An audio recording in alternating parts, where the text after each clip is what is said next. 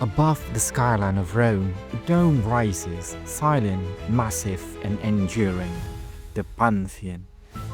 Nearly 2,000 years old, it remains the world's largest unreinforced concrete dome, a structure that has withstood the weight of centuries without the aid of steel or modern reinforcement.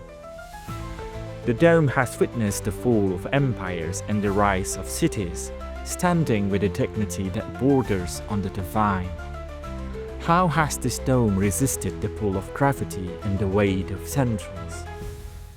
The answer lies in the remarkable ability of Roman concrete, its self-repairing nature.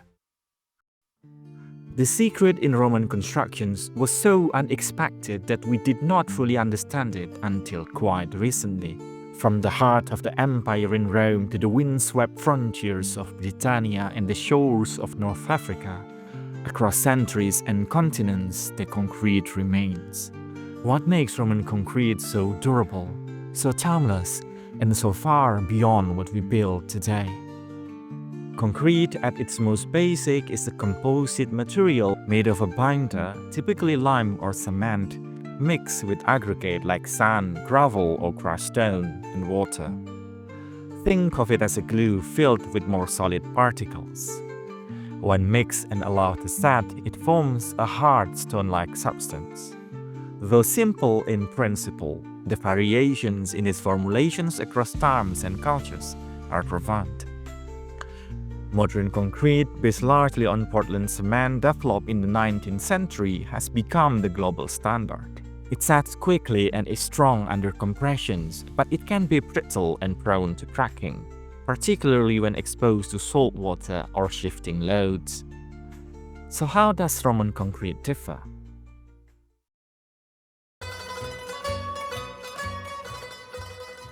To answer that question, we must turn to the volcanic landscape of the Bay of Naples, specifically the regions of Campi Flegrei, near the ancient port town of Pozzuoli.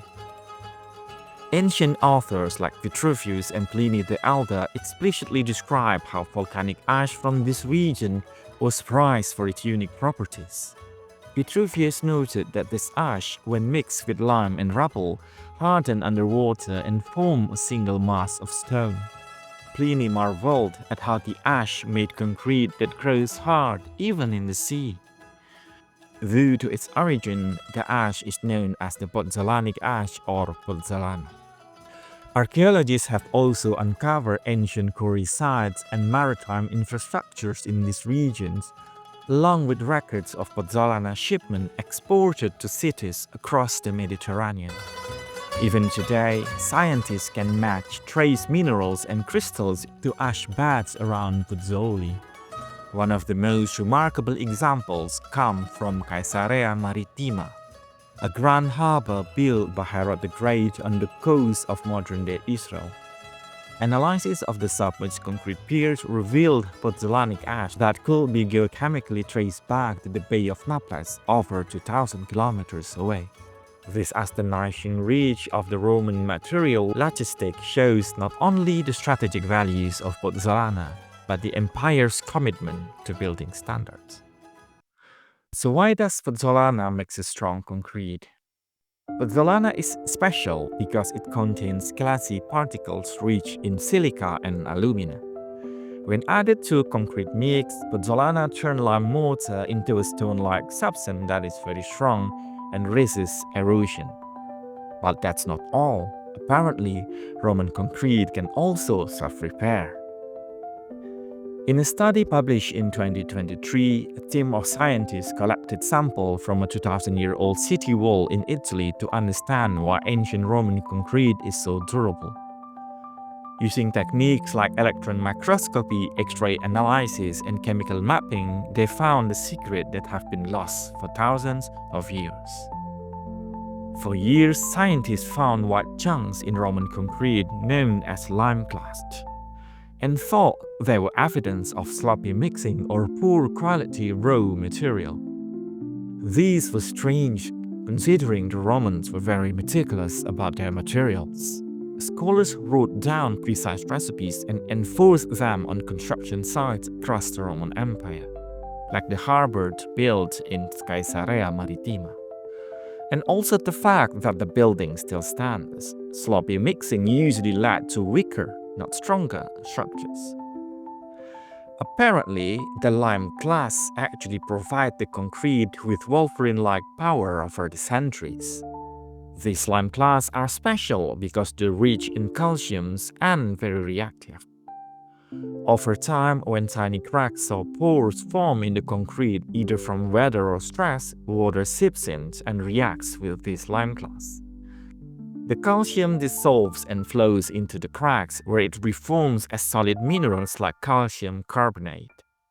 Calcium carbonate serves as a very tough filling, practically sealing the crack from the inside. This process happens naturally and slowly over time without any human intervention, which helps it last for centuries.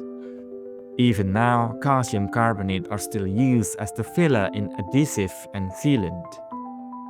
To prove that the concrete does have this ability, the scientists tried to recreate this the way the Romans did it. They used a process called hot mixing, where quicklime was added directly to the mixture of water, volcanic ash, and filler, such as sand and crushed stones, or ceramic pieces. Adding quicklime generated heat and accelerated the chemical reactions. This method resulted in the formations of lime clasts, key to the concrete's self-healing properties. The scientists then tested the concrete and found that it could repair cracks up to 0.5 mm wide. Pretty neat, huh? But the secret to its strength lied not only in its self-repairing ability, but also in the resulting chemical compound itself. Modern cement is mainly composed of calcium silicate hydrate or CSH. The use of pozzolana in Roman concrete makes it a bit different. As we've learned, pozzolana contains not only silica but also alumina. The alumina binds with other elements and form calcium aluminium silicate hydrate or CaSH. Roman concrete includes aluminium, the same metal used in airplane construction. Although Roman concrete sets more slowly than modern concrete, it results in long-lasting, resilient structures, while modern concrete provides high initial strength but is more prone to cracking and environmental degradations over time. Not only that, but the Roman method of concrete production is also much more environmentally friendly.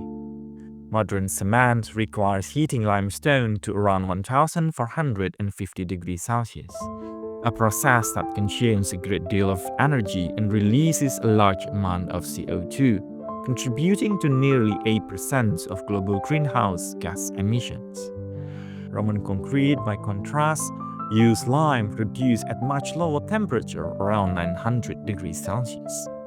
This meant less fuel, lower emissions, and a smaller carbon footprint overall. But their ingenuity doesn't stop there. One of the most impressive aspects of Roman architectural longevity is seen in their marine structures. Water and salt are typically corrosive forces that wear down buildings over time, making the survival of Roman coastal construction for thousands of years especially remarkable. And the secret is the very culprit of corrosions in modern shore infrastructures, saltwater. In Naturalis Historia, Pliny the Elder wrote how Roman concrete can set even in the sea. When buildings have more structure, the Romans poured the mix into a wooden frame called formwork and let the concrete set on it. And apparently, the introductions of seawater actually make it stronger over time. Salt can damage buildings in several ways. First, when salty water seeps into porous materials like stone or concrete and then evaporates, it leaves behind salt crystals. As these crystals grow, they exert pressures on the surrounding materials, causing it to crack or flake. This is known as crystallization pressure. Second, in modern concrete structures that contain steel reinforcement, salt, particularly chlorides, can penetrate the concrete and cause the steel to corrode. As the steel rusts and expands, it not only gets weaker, but it can also weaken the structure significantly. It is important to note that since Roman structures contain no sill reinforcement, it was immune to this specific type of degradation.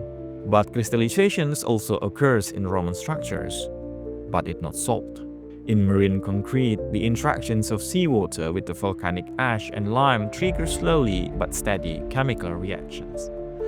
Over time, it leads to the formations of rare and extremely durable materials such as tobermorit and pellipsite.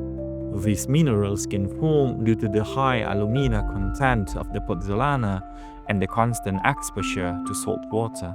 Unlike harmful salt crystallizations in modern building, these minerals actually reinforce the structure from within.